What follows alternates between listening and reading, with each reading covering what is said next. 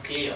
Then we probed into, focused, then we got something which we think clear. Not clear, then focus a little bit. Perfect, okay. Anybody else?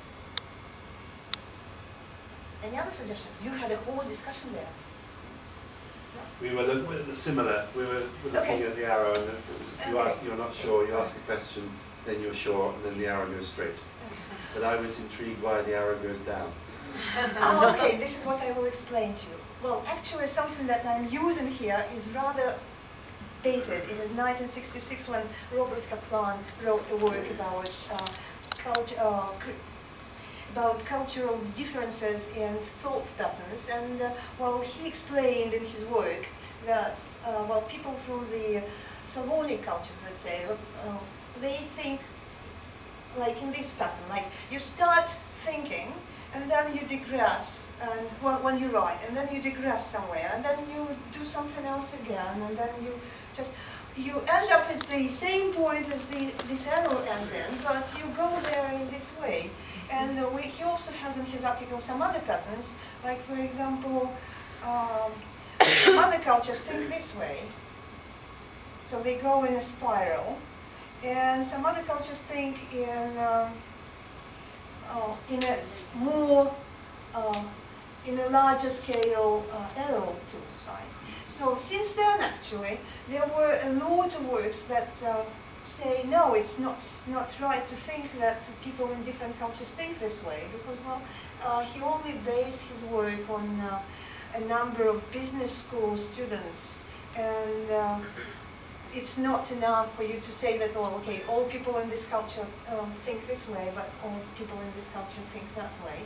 But for the purposes of my writing course that I'm going to talk about in the framework of this portfolio writing, I find this a rather suitable idea to at least start with, because my students, and this is where I need to talk about my students, are second year English majors with a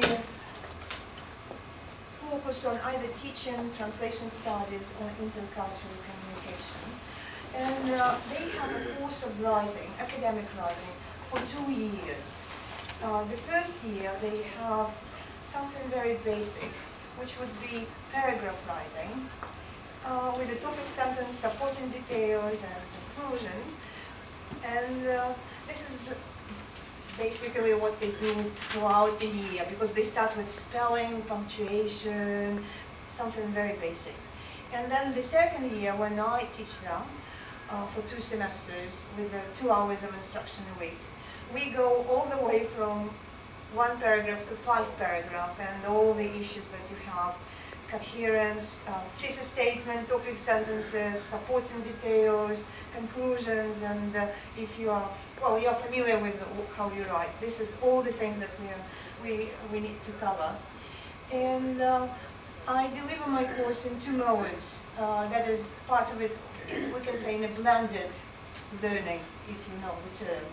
Face-to-face, that is 90 minutes a week, and then I have a blog, and I use email. Well, some other people now use much more advanced technologies, and the reason why I'm not using something more advanced, and there are things that are much more advanced than this, is that the constraints of technology that I have in my university and with my students. Something that we start with is simply discussing why writing is necessary, actually. Well, you might be surprised, but actually in a couple of discussions throughout this conference, I heard over and over again people saying people are reluctant to learn to write, they find it rather difficult to learn to write, they think it is very time-consuming and takes a lot of energy, and many other things, right? And my situation is very similar. People, when you ask students, what is it you think you need to know to be able to say, I am proficient in English? They would say speaking. Nobody would say writing. Maybe like a couple of people would say writing. And it takes a lot of persuasion, exercises, discussions, and so on and so forth, to actually even try to change their idea about what writing is all about. And then on top of this, now of course we have this thing that I started with, that a formal essay in English is written in a more straightforward and more logical way than something that they're used to.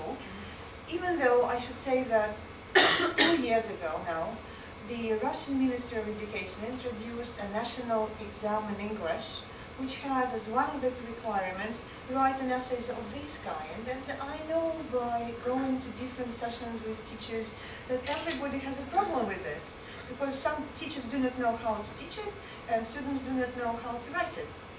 So it's really a problem. And then well, I use a little bit of technology in my class, typing, emailing, blogging a little bit, and most of my students, let's say 99% of my students, goes.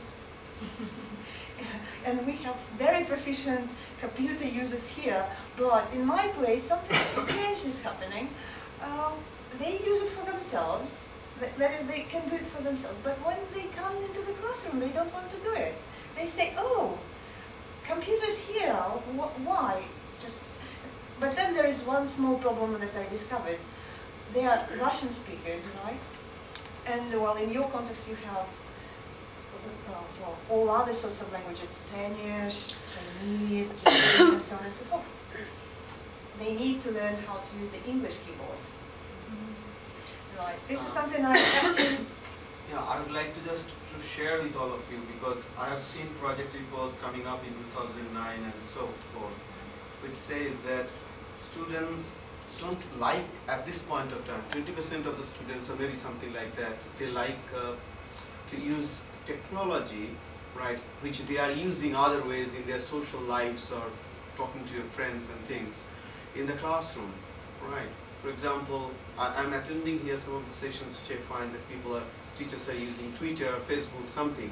Students are not that happy with that.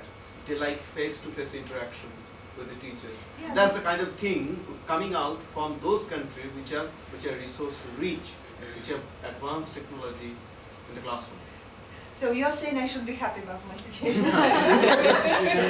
No, I'm kidding. But yeah, this is true. I have discovered it quite recently that yes, they like using it themselves, but not in the classroom. Okay, so just to mention this, this is something that they would love to happen with the computers in the classroom. Well, from what I have said already, you might guess what the goals and objectives of the course are and what the content of it is. Well, something that is at the focus of center of attention is just writing essays. But of course, doing this takes a lot of different skills and lots of different, well, different kinds of knowledge, right? And well, some of these are listed here. In order for you to write a good essay, even though the people say 5 paragraphs is now right, but still we need to learn to do this because this is a basic thing, and then we are doing this with the focus on their future when they have to write academic papers for their, well, they do some research work for their graduation papers and so on and so forth. And all of these things actually come in these papers too, like you need to have content organization, logic, and so on and so forth, and you have to do it in good English, evidently, right?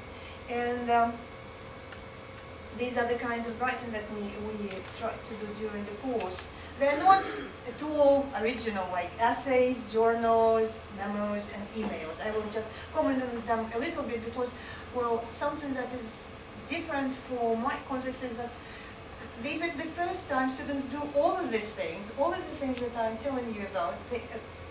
This is the first time they do them, because when they, as I told you in the beginning, they start with 1 paragraph essay and we go to a 5 paragraph essay, and then the previous year they have nothing that I'm going to talk about now.